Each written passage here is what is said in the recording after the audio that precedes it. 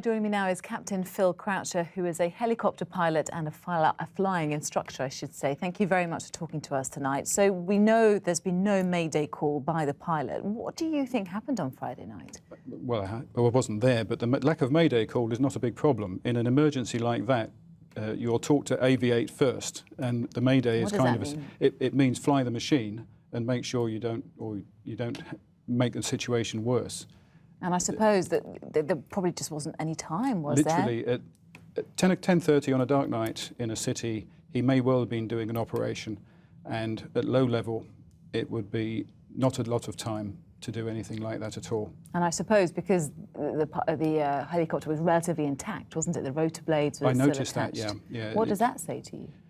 It could, again, I'm not an accident investigator, and those guys will be looking for all of that kind of thing.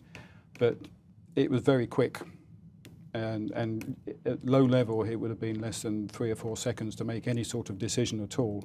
But the fact that there was no fire probably means that he had time to cut the fuel off and secure the engines before he hit the ground. Because we understand there was no explosion. The fuel tanks were intact, which is one thing to be thankful for, isn't it? It's not like Hollywood where everything that crashes bursts into flames.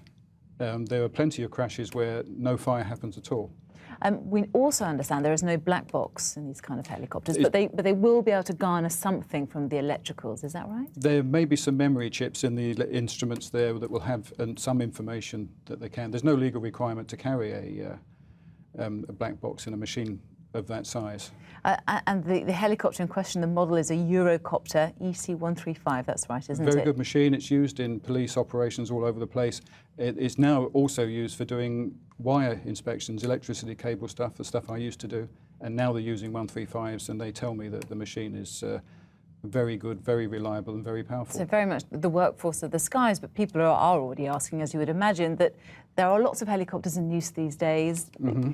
I suppose this is always a hazard, isn't it? This awful accident is something that can happen. It will never be risk-free.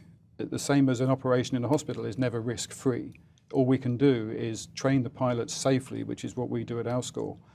Make sure that they start thinking safe from day one, including on all their studies. Every ride we get every 6 months, all pilots are checked for decision-making and human factors, stuff like that. And ultimately, it's never risk-free, though. Dreadful thing to happen, though. No doubt it shook you up. It's sad. He's one of us.